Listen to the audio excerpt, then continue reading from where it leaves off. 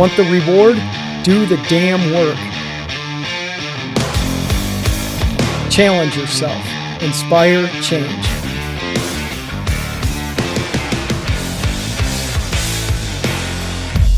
Choice, not luck.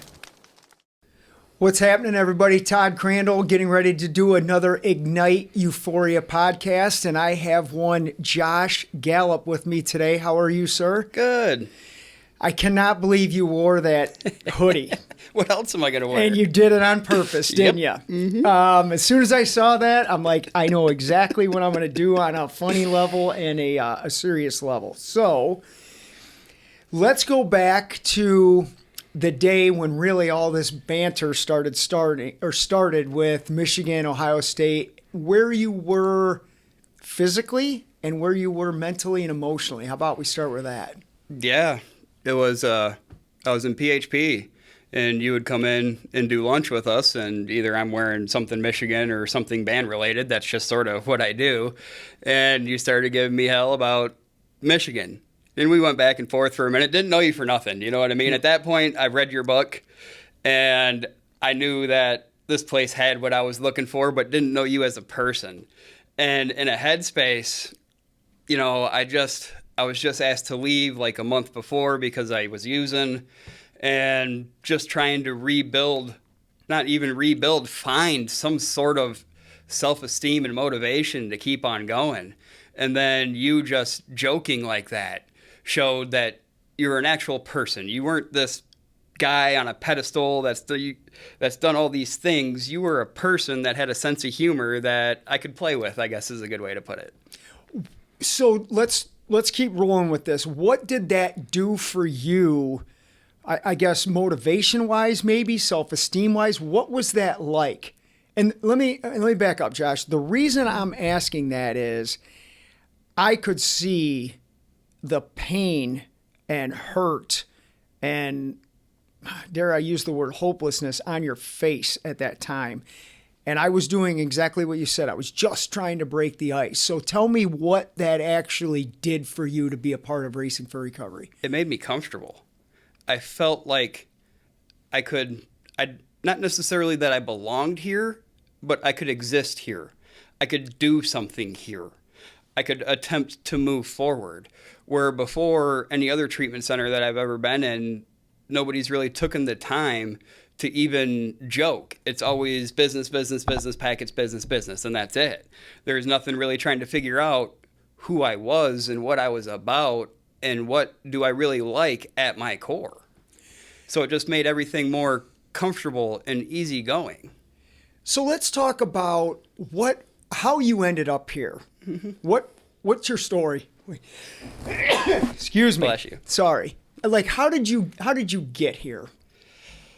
Well, I grew up on a farm outside of Lyons, Ohio, is the best way to put it. You know, had what I considered to be a relatively normal childhood. You know, it was mainly, when you live on a farm, you work on a farm. That's just the way it works. And a lot of work and a lot of 4-H. But my my perception of my grandpa's attitude towards me was that he hated me. Absolutely 100% could not stand me. And that's a perception of a 5-year-old. You know what I mean? And I carried that with me forever. I still carry it with me. It doesn't go away. It's just, that's how I felt. And I beat myself up for years over that. And through the process of that, low self-esteem, negative self-image, all of that, and I started doing drugs to be popular because I didn't like myself. So I could find a group of people that liked the stuff that I had, not necessarily liked me, you know? And I just fell in with the drug crowd and did drugs for almost 20 years. How old were you when you first started? 15, 16, somewhere around there. And you mentioned this earlier, was your choice to use twofold? Basically, I don't feel good and I'm trying to, quote, fit in with a certain group. Yep. Did it work? Did it change how you felt? Oh, yeah. Drugs fixed my problem. They did, but they also caused how many problems behind it. You know what I mean? My life became straight chaos as soon as I started doing drugs. Yeah, sure, I wasn't feeling the pain of grandpa not liking me and me being fat in school and me being LD. I wasn't feeling that anymore. But yet they were creating so many other problems that it wasn't even funny. So you just mentioned this because when I do these things, I'm very cognizant of some of the sensitive information, but you talked about, I don't want to call it a disability, you're learning problems, let's say. Yep. How did that fit into your low self-esteem when you were a kid growing up? Oh, that was a big part of it because I have a different sense of humor, I guess. And I weighed, I think, 220 pounds in the 6th grade.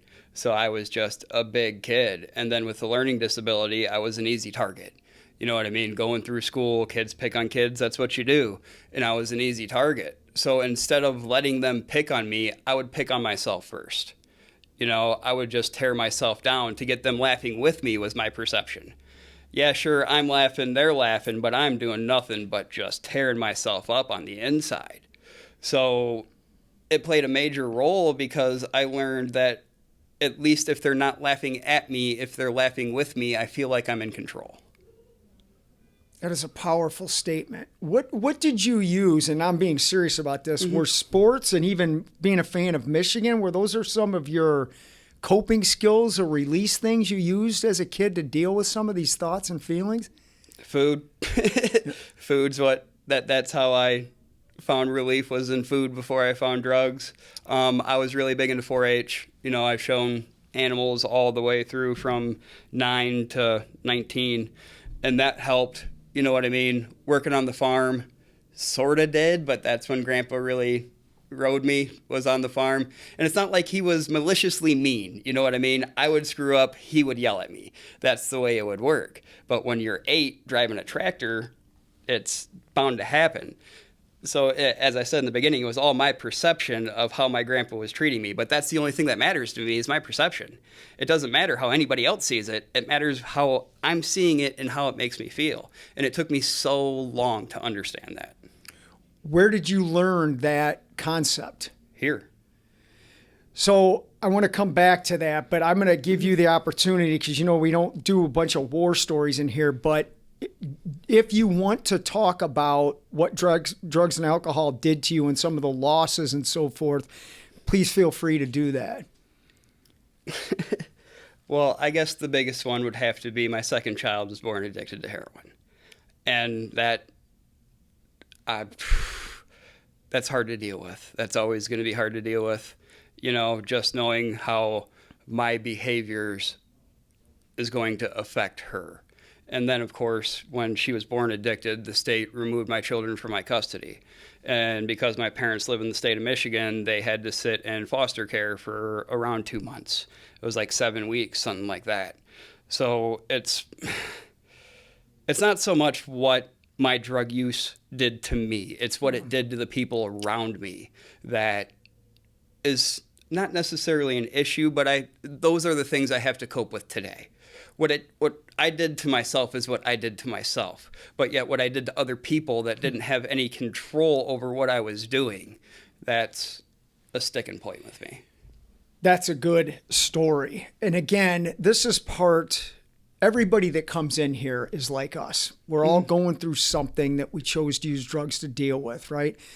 But I knew putting this thing together, it's like there's another piece of this. And this is the impact our choice has had on those family members. Oh, and yeah. Hearing you say this right now just validates what Racing for Recovery really stands for. Were you cognizant at that time of like what you were doing emotionally to other people? And what were you looking for? Were you looking for help at that point? Were you cognizant of these feelings of what was going on and what you needed? This whole idea, at least for me, from my experiences of I was on drugs, I didn't know what I was doing, makes no sense. Because I was on drugs for 20 years and I made a decision every time I did something shitty. Every time I did it is I knew the consequences of it, but did it anyways because it didn't matter. I knew what I was doing to my family. I knew what I was doing to my kids, but I didn't care because I was so self-absorbed and so selfish about my feelings. I feel like crap, I need this. I feel like crap, I need this. I feel like crap, I need this. Nothing else mattered. Not even the life of a baby inside somebody's belly. Didn't matter, you know? And it's hard to say that, but yet it's true, you know? And yeah.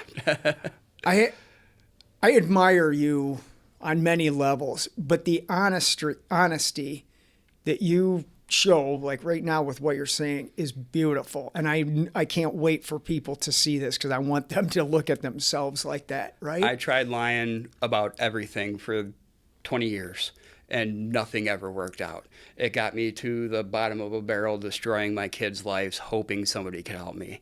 So the only thing that I know I have to do now is be honest with myself and with everybody else. Do I like my story? No. Do I think it can help somebody? Yes. 100%. So let's talk about moving into changing your life. You've sought treatment elsewhere. Mm-hmm. What was the mindset when you were going in to ask for help, and what did you want? And then let's talk about what you got and what you didn't get. From other places? Yeah, so you're the first time you seek help, what are you looking for? Somebody wants me to do this. You know what I mean? My parents want me to go to treatment. The state of Ohio wants me to go to treatment. These other people are saying, if you don't do A, you're going to do B. And at that point, it's like, all right, you know, maybe I should try A for a little bit, but not really buying into it. I had a lot of issues with other programs. I don't learn well from reading material. That's not the way my brain works. So more like what we're doing now, more of a conversation, I'm going to take more away from that. And every other treatment center I've ever been at has always been out of a packet, learning out of a packet. And once you've been through a whole cycle of packets, it doesn't matter what package you're in, doesn't matter what company they're from, it's the exact same thing. So it just never worked for me because I was fighting it the entire time. Did you know what you were even looking for with respect to help? Nope. I was just trying to make somebody else happy. So you're in these other places, and this is a part of where even though all of us that come in here have no self-esteem, there is some self-esteem in there with saying, these packets aren't working for me. That's self-esteem. Did you ever vocalize that? Okay, that's not self-esteem, yep. Right? Yeah. I just wanted through the program, and I'll do whatever I have to do for these 3 months to get out of here. And how often did that brief moment of sobriety last? If I completed the programs, maybe a month or two. The longest stretch of sobriety I've had before racing was in prison. I didn't use for 3 years when I was in prison. So again, would you say that it's not really healing, it's just not using? Yep, 100%. Anytime I'm doing something for somebody else that I don't want to do, that isn't helpful to me at all. So let's talk about how you got in here. You're at another agency, and this is where our Cleveland book was at? Yep. Right? So how did that... So I had to come here twice. The first time I was at another agency, and I heard talk about this place. So I called my mom, and she said, yeah, I was looking up on the internet about that too, and it seems like it might be something you want to try. So I came here, attempted it, was still allowing outside influences to control me, made a horrible decision to use, got asked to leave. And when I got asked to leave, you guys have racing already gave me there's more than one way to Cleveland and choices and consequences. So I knew when I got asked to leave here, there was something about this place. I was only here for maybe 10 days, but there was something about racing that made sense. I didn't know exactly what it was, but it was the vibe, the way you talked, the way the other clinicians talked, just felt right to me. And then that's when Dan told me that I needed to go to detox and then do a 30-day program to be able to come back. So I knew when I left, I'm reading these books. I got pretty much, 5 weeks to read these 2 books. And as I said, my reading comprehension isn't the best, but by God, I'm reading these books because this makes too much frickin' sense. So I read both books and then was just hooked.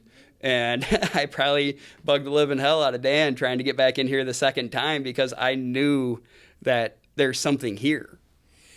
Did you know? Well, I'm going to ask you this: when people make a choice and they lose an opportunity to be with us, were you treated with respect when that process? Oh, 100%. Good. 100%. You know, well, my end probably helped things too, because Dan and somebody else that used to work here knocked on my door, opened it up, and Dan said, "So what's going on?" I said, "I'm high as a kite." Right out from Jump Street, didn't try to lie about it. This is what I'm doing. Really got no good reasoning for it because there, in my opinion, isn't a good reason to get high, but this is what's up. And then just as I'm packing up my stuff, Dan and this other person's talking to me the entire time, just telling me, I think Dan even said, because then even, you know, hiring 6 hippies in a Volkswagen van, I knew this place had something. So I think I asked Dan like 15 times, I can come back, right? I can come back, right? And yeah, you got me back. So you're reading the Cleveland book and Choices. What, and you specifically have talked about how much that Cleveland book helped you. Oh, yeah. What was that mindset like? You're reading this. How were you figuring it out for yourself that you could do it? I don't think right then and there was me knowing that I could do this, because, you know, my self-esteem's still in the trash. It's still non-existent.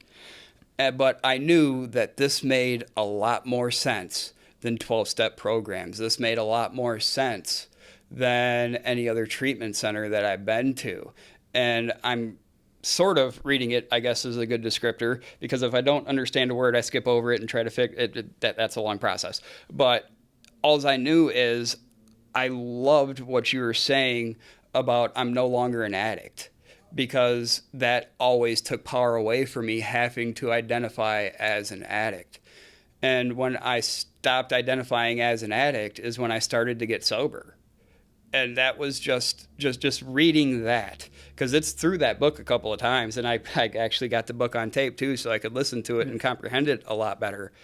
But it was just knowing that it's okay to feel like this, and I'm no longer alone, I guess is a good way to put it. Wow, that's heavy. You brought this up, and I want to get this in there. How long have you been sober now?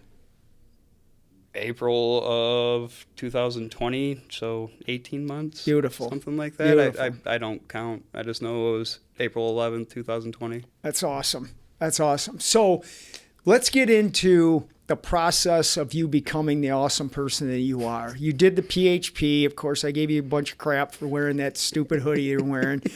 And we still do that. 7-0, that's all I'm saying. Yeah, it's working this year, isn't it? Oh, yeah. Right? What talk about what you did, the process of it, the information that was given, the work you put into it. What was your recovery process like here at Racing for Recovery? So at other treatment centers, I always tried to be the popular kid. I tried to be the funny kid because that worked for me in high school. You know what I mean? Once again, at least you're not laughing at me, you're laughing with me. So I decided when I got back here and got through PHP that relationships probably weren't a good idea for me. And when I say relationships, I mean friendships, I mean romantic relationships, I mean relationships with my kids. You know, I would talk to my kids in the morning and I would talk to them at night for the first 2 or 3 months I was here. Maybe seen them 3 or 4 times in that time period, because I felt like I needed to get to know who I was. I didn't need somebody telling me this is what you need to do to figure out who you are, or this is who you are. I needed to find that out. So I probably spent the first 2 or 3 months pretty much either I was at IOP or I was in that room, just trying to be okay with being with me before I tried adding in other people. And then it was probably 2 months into it, 2.5 months into it, I finally decided to give yoga a try.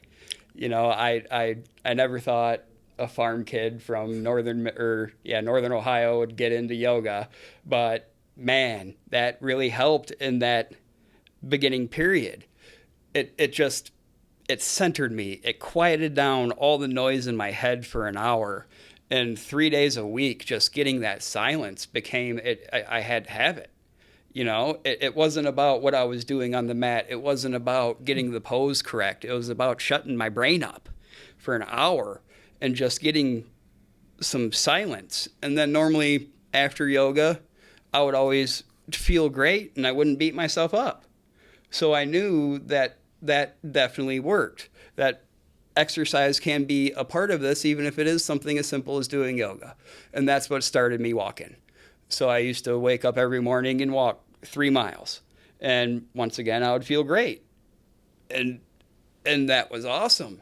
And then the major part, okay, so that got my self-esteem building, I guess. That got my confidence building. And then I did weekly sessions with the counselors here. And that's where I really dug in and came to some really deep realizations of, you know, you're doing this to yourself. What Matt Boston says that all the time. You're doing it to yourself, man. And I really was. I was doing it to myself. Everything that was in my head, I put there because of something else somebody said and my perception of what they meant by that. I never asked them what they meant by that, but that's how I felt about it. And then I would just beat myself up. And the first counselor I had, I think I was with her for 6 months, something like that. Just really helped me walk through all the traumatic, not all, but a good portion of the traumatic stuff that happened in my life. And I'm not going to say get over it. I'm not going to say deal with it, but I learned how to live with it. You know, I learned how to not beat myself up over it anymore. And that's the important part to me. Is this where the stuff with your grandpa started to shift? Is he still alive today? Nope. No. Nope. Grandpa Howie died in 03. It was something Amy said.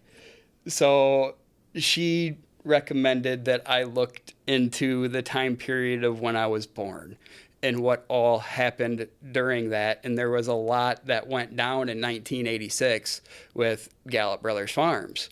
And once again, my perception is the only one that matters about my past. I think he took a lot of that out on me because I came around the same time that it happened. And once I started thinking of it that way, you know, he just didn't know how to deal with his anger. He didn't know how to deal with these feelings. So he made a poor decision and took it out on a child, but yet it made me feel better about it. You know what I mean? He was from a time period where you didn't talk about these things. You didn't deal with these things. You pulled up your bootstraps and you moved on. That's the time period he was from. And it just helped me put a lot of that to rest. What happened, happened. And me beating myself up over it every single day isn't going to fix nothing. I tried doing that for 20 years and it didn't get me nowhere. That's called empathy, I believe, right? It's on a couple of our shirts. Yeah, maybe a few. So individual counseling helped you. Mm-hmm. What else were you getting around here that was helping you be the awesome dude you are today? Definitely the peer support. You know, once again, I thought that friendships were dangerous. So I didn't have a big group of friends, but I had a core support of 3 or 4 people that I knew if I picked up the phone and I was going through something, I could call them and they're dropping everything they're doing to come figure out what I need. And then it was the same thing back with me. Whatever you need, give me a call. And just knowing that and having people in the same screwed up frame of mind as me, just it made me feel safe, I guess is a good way to put it. And it made me feel not as embarrassed about what I put myself and my family through. So you're talking about the lodging aspect of what Racing for Recovery offers. There's plenty of upshots to it. Oh, yeah.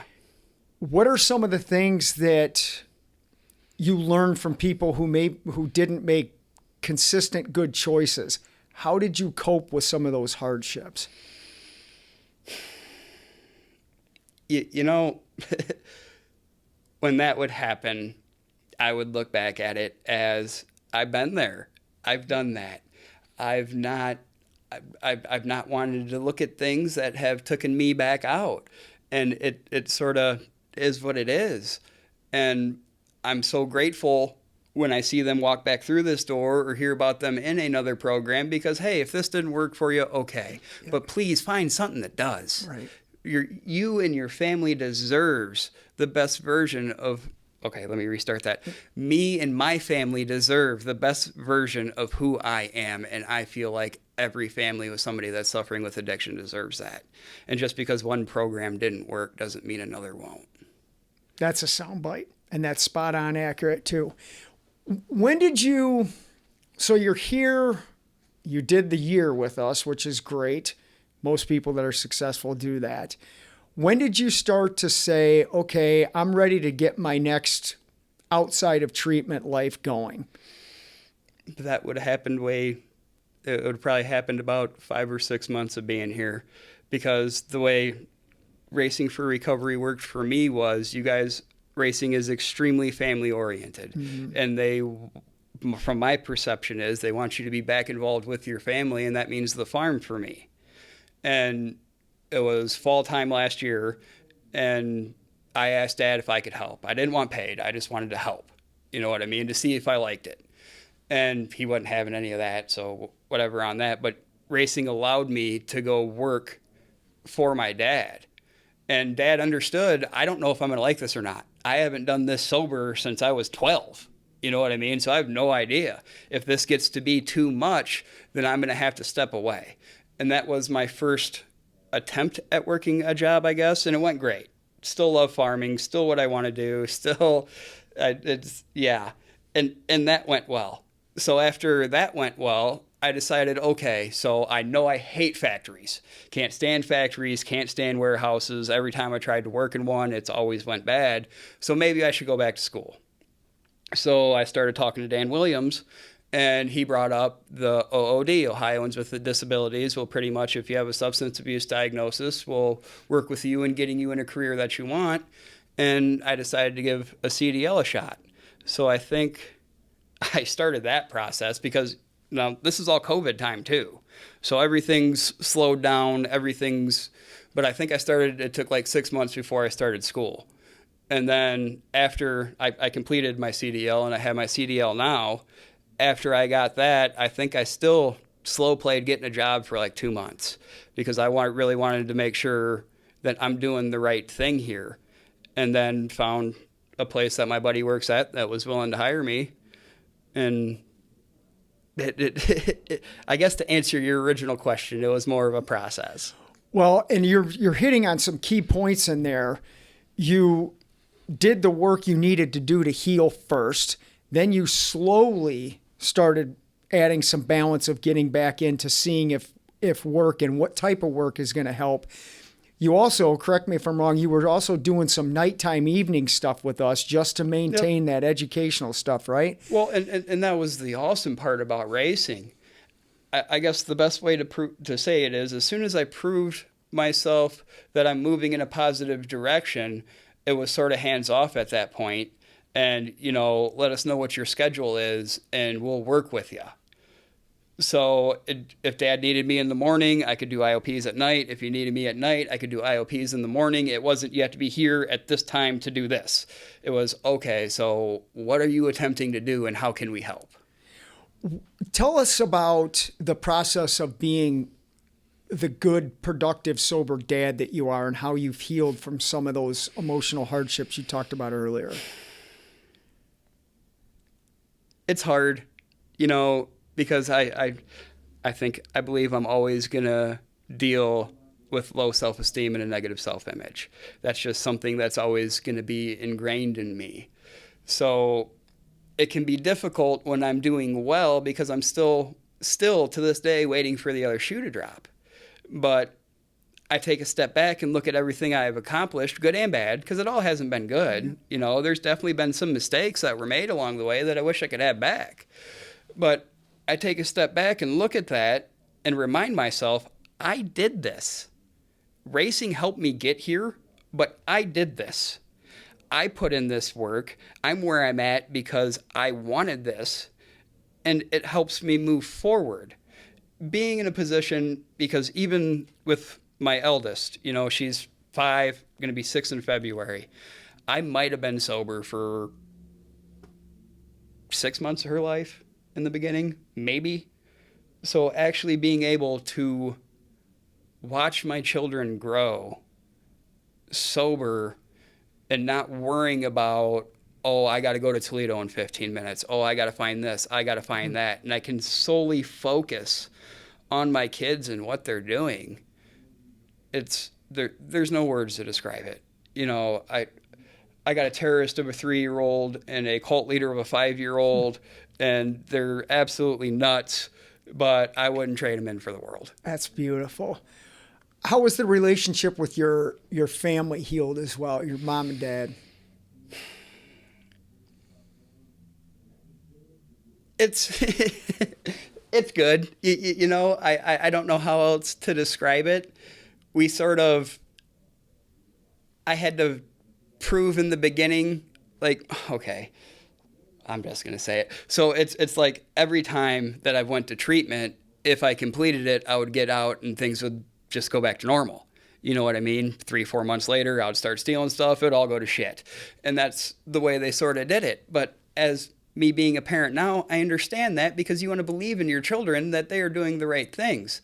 So this time around, it was sort of the same thing with a little bit more steeper stipulations, I guess.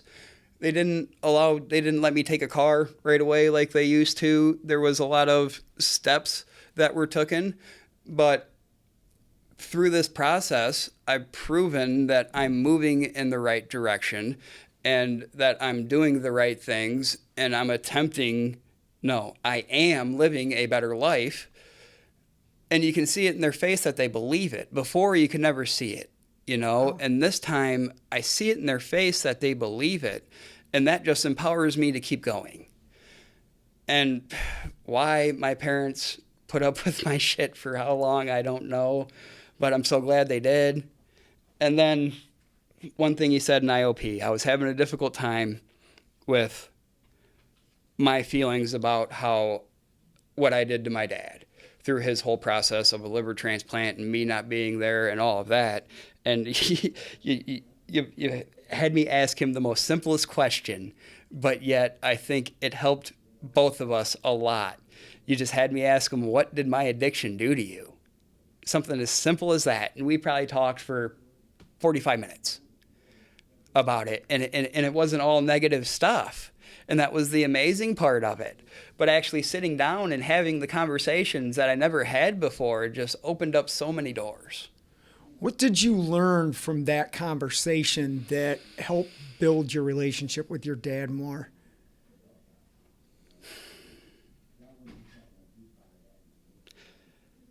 He's always just he always wanted to see me do right. It didn't matter what I was doing. He just wanted me to see me do right. And when I was doing wrong, it would tear him up, you know? And being high, I didn't even care, let alone think about what I'm doing to my dad. But being sober, just knowing his, I don't want to say undying faith, but I believe he knew at some point that I would get my shit together and move forward. And he didn't want to lose faith in that. You know, hearing you say that, it reminds me, my dad said in the ESPN thing, and God, I can still hear it. That was back in 2007. He said, we always knew Todd would get through this if it didn't kill him first. And man, hearing you say that about your dad and reflecting on what my dad said, that again comes back to our side of this, of just having empathy of what we were doing to innocent people. Yep. You know, and as fathers now, it gives us a totally different perception, not only of our dads, but what it's like to be a dad, right? 100%. I've never asked anybody this, so as we're winding down here, I have a question for you. Is there anything you wish we would have done for you, or that you... now that's a wrong question. Or maybe something that we did that you didn't understand at first that now you do. So I guess what I'm basically asking you is any suggestions you have for us, and is there anything that at first you're like, I don't want to do this. Why are they asking me to do this, that you did it and it worked?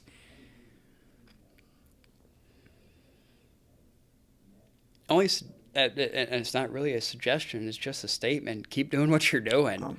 100%, you know, and And I said it earlier, not every program's going to work for everybody. And I don't believe that Racing for Recovery is here to fix everybody. They're here to attempt to find something that works for you, is my experience. It's not the cookie cutter, this is going to work, this is what you have to do. It's the, in housing, when you introduce yourself for the first time, what are the questions? Who are you and what can we do for you? Right? Yep. Never been asked that before, what we can do for you. And I know you've heard that a couple of times, but it's so true. No other treatment centers ever asked me, what can we do for you? And then, what was the second part? I'm sorry. Something that maybe we suggested or Exercise. offered to you. Yeah. 100%. Yeah. I was never really big into playing sports as a kid. I think I played one season of football, got hit once, said, nope, not doing that.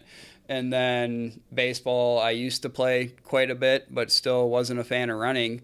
Just doing the yoga 3 times a week, 1 hour a day, and then walking 3 to 5 miles every morning was such a confidence booster, because I never believed that I would do that in my entire life. And then actually sitting down and doing it every morning just helped me in the confidence department. I love how when you were talking about yoga earlier and walking, you said it wasn't about doing a perfect move or my time on the mat. It's what I got mentally when I was done with being on the mat. And that's exactly what we're talking about. Yep. It's not how fast, how much you lifted or any of that. It's like, what are you going to get mentally and emotionally when you're done? Right? Beautiful. I do ask this of everybody. Is there anything you want to ask me that you've never asked, or something after talking today that comes to mind? I mean, me and you pretty much got a pretty open relationship, I guess is a good way to put it. So I think I've asked everything of you that I would like. The only thing, I guess I got a statement. Motley Crue still sucks. Yeah. Look at you see the little guys of them over there, right? Yep. Josh, and we'll finish with this. I knew, it's weird when I come in and I see people, and I remember going into Julie's PHP that day, and you sat right to the left. You had Michigan sweatpants on, and you had a Michigan shirt on, and I could see just the rejection and stuff on you. And that banter from that day has led us to have this awesome bond. And I'm proud of you, dude. You've done it. Thank you. And we're here for you as long as you need us to be, but go on there and keep living, dude. Well, and that's the other awesome part about Racing for Recovery is I haven't been a client in probably close to 6 months. And I wasn't a client and I was still in your housing program. You guys allowed me to stay. There was no, as long as I kept moving forward and doing the right thing, there really wasn't a you need to get out situation. And even still, me not being in housing, me not being a client, any one of your clinicians will answer my phone call. If I'm going through a difficult time, or if I just need somebody, not even going through a difficult time, just need somebody to talk to, they'll still answer. And that's awesome. That's people loving people and people actually wanting to help. And that's awesome. That's a beautiful statement. I'm glad you made it. It's true. When people come in and say, well, how long is your program here? It's like, as long as you need it. Mm-hmm. And one of the things we've learned from the people that we have been privileged to be of service to is that lodging aspect of it. We're now extending it where we've been acquiring more rental properties to give people a chance to have a place to stay and build their credit even after services they're no longer being utilized, because that's what it takes. I do not understand this concept of going in someplace and completing a 90-day program. You're fixed. What the hell did you even finish? Nothing. Didn't even start nothing. Right. Didn't even start nothing. It takes time but that time, by doing it with us the way that works best for the individual, that's what makes Racing for Recovery the 16 unique. months that I lived here was a drop in the bucket compared to the 20 years that I put into screwing up my head. Yep. So completely worth it. 100% worth it. This was awesome. Thanks for coming on, dude. Thanks.